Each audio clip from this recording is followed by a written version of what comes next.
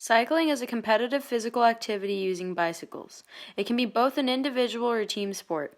Cycling as a sport officially began on May 31st, 1868, and will continuously be a popular sport around the world.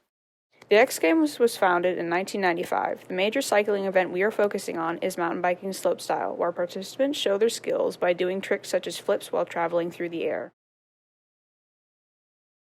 To find the horizontal distance the bike moved, we had to measure from where the bike jumped to where it landed. We did this by knowing how long the bike is and measuring from that. Our horizontal distance was 4.15 meters. To find vertical distance, you must multiply half of the acceleration due to gravity, 9.8 meters per second squared, by half of the total time, because that would be the total time the bike will have risen before starting to drop at 0.79 seconds. Our vertical distance was 3.05 meters. To find the horizontal velocity, you find the distance the bike moved horizontally, 4.15 meters, then divide it by the time it took, 1.58 seconds. Our horizontal velocity is 2.63 meters per second. To find the vertical velocity, you multiply the acceleration due to gravity, 9.8 meters per second squared, by the total air time, 1.58 seconds. Our vertical velocity is 15.48 meters per second. To find total velocity, you add the value of the vertical velocity squared and the horizontal velocity squared together. Then find the square root. Our total velocity was 15.7 meters per second, or about 35 miles per hour. To find force of impact, we use the equation mass, 72.5 kilograms, times the total velocity, 15.7 meters per second, is equal to the force of the impact multiplied by the impact time, 0.15 seconds. Then solve for force. This gives us an impact force of 1,588 newtons, which is about 1,705 pounds.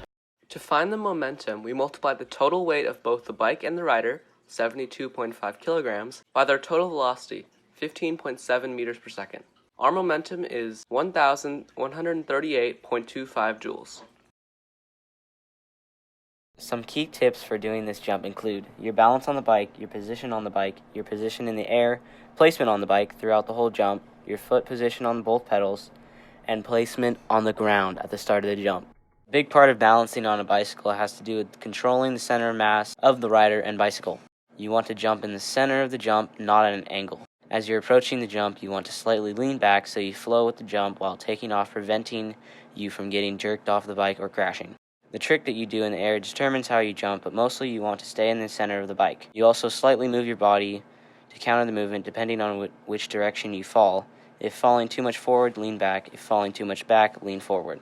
How you land depends on the landing, but for the most part, you want to land in the middle of the landing and a little forward on the bike so you smoothly exit the landing. Balance is important because if you don't have a good position on the bike, you can miss the landing, fall on your face, and seriously injure yourself if you can't balance the bike correctly. Position is important because you could have the bike get too far in a direction and the bike can get away from you, causing you to fall and injure yourself. Placement is important because you need to have good footing on the pedals or you could slip with the force of taking off and landing.